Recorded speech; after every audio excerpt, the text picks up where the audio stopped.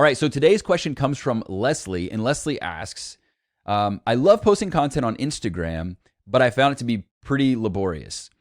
Is there a tool that you recommend using for scheduling your content so you're not having to be on it every single day? So, Leslie, this is a great, tremendous question, and it's one that we get all the time.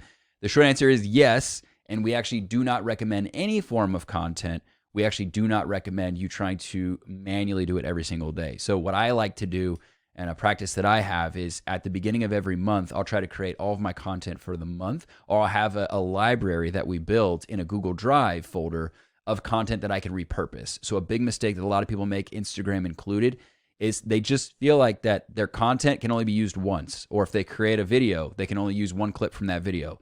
And the fact of the matter is what we like to see people doing is constantly reusing that, but also using different clips or different things that you said and repurposing that not just on one platform, but on many platforms. So to answer your specific question, we use a tool called Later. So you go to later.com for scheduling Instagram content. And so I'm going to browse over here. I'm going to show you my screen and show you what that tool looks like, because there's some really awesome pro tips that you can take advantage of that you don't get otherwise. And so I think this tool is really effective when it comes to that. So as you'll see here, this is where you're going to upload your media file, right? So you'll see these various clips. You can do video, it can be static images, it can be just a picture of yourself, it could be whatever it is you want to put on Instagram. I highly recommend, as a pro tip, to first run these through Canva and make sure that you have the right dimensions for Instagram, because it's just going to look like a higher quality product. And if you want to have even better looking product, you can actually go to like Adobe Lightroom and enhance your photography, your photos, and make them have the same filter, which again, that's a pro tip, extra steps. You don't have to do all that. Then what you're going to do is you're going to select, let's say we want to choose this specific photo and we want to create a post around that. Well, as you can see, we uploaded the file. We're going to hit create post. And then you'll see there's a caption here, right? So this is literally the caption you're going to write for Instagram. So you're going to say, this is for Instagram, yay, right? And something that's really cool here is that there's actually hashtag suggestions. So you can type in whatever it is that you're talking about. So let's say it's Instagram marketing, right? And that's the topic that you want to have your post regarding. What you'll see is it'll give you a lot of relevant scores as far as other posts, or other hashtags rather, that could apply to this specific post. And all you have to do to add those is literally just click to add them and then hit insert into post, which is amazing because you're not having to write all these out. And you can use up to like 30, I believe is the number, at least it used to be.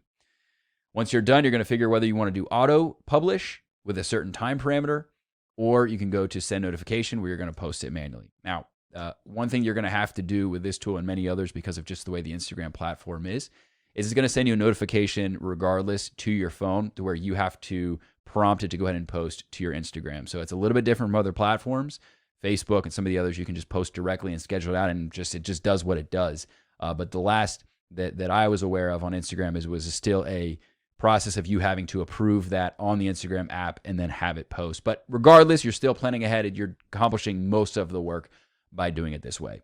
So you would simply save that. I'm not going to, because I'm not going to post this random thing that says the Instagram post. So I'm going to discard this. But what you'd see is you'd see it pop up here. So this is a post from earlier this week, and you can see here it's completely filled out. Here's the actual graphic that I posted, and all it did was populate to where I posted it on the app itself. So pretty simple process, and you'll see it on your Instagram, and hopefully it gets a lot of likes and engagement, and a lot of people come to your website from that. Now, let's talk about the bonus stuff that I think it's really important with this tool specifically, and what I really like about this tool. So I've pulled up some other aspects here under the Analytics tab on Later, and what you'll see is some basic information, right? So you'll see the amount of followers and your growth rate and impressions and reach, and hopefully website clicks, which you can see Instagram is notoriously low for website clicks, which is why I put it in the nurture bucket, not necessarily the conversion bucket in terms of driving new leads to my website. That's pretty typical, and it's actually among the lowest of all of the platforms I use is Instagram. So some general basic information that's not dissimilar to what you'll get on the app itself, but this is really powerful. So what you'll see is followers online activity, right? So this will actually tell you the hot spots of when people are actually on this platform. You're specifically with your followers, not just other people, right? Just random people on Instagram.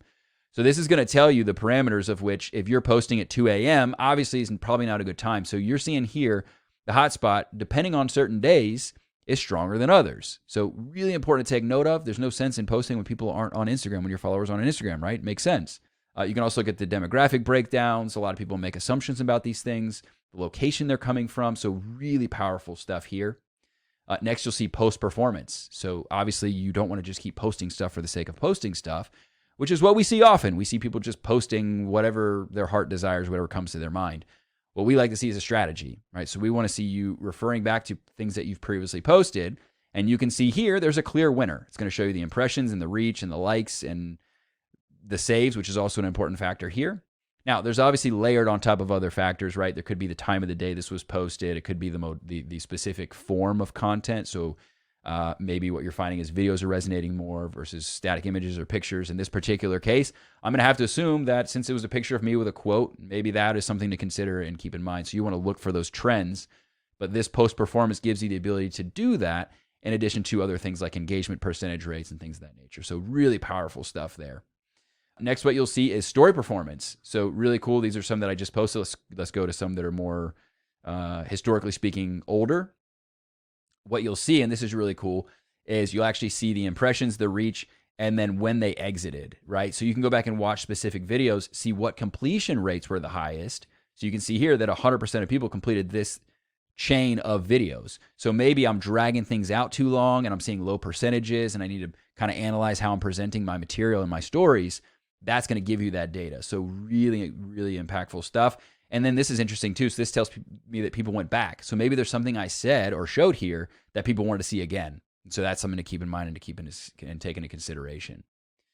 And then lastly, and this is really cool too, is we talked about hashtags, right? And there's no sense in generating hashtags that aren't working and just using and those same ones over and over and over again. So another layer of analyzing how well you're doing with Instagram and how relevant your posts are is to look at what hashtags you're using and how well those performed. So you'll see here, obviously these are, fortunately, it's not just data, right? It's actually highlighted with colors here to show you which ones did the best with impressions and reach and saves and so on and so forth. So yet again, another way to really measure what's going on and how you're actually doing with Instagram. So the short answer is we use Later, and I highly recommend it. If you're going to make that one of your core platforms you're going to promote your business on, it is absolutely a must, in my opinion, in your toolkit. But I hope that gives you a little bit more direction, because I do not promote, nor do I do myself, that just manual posting on a whim, very, very, very laborious type stuff. So I totally get that. All right, for the rest of you, if you like this format, if you like this video, please make sure to like this video, hit subscribe, hit the bell for notifications, and make sure to leave a comment in the down below in the comment section, because I'm going to be answering your questions and featuring you on the show by doing so. So make sure you do that. Again, don't forget to like, subscribe, hit the bell for notifications, and I'll see you guys in the next one.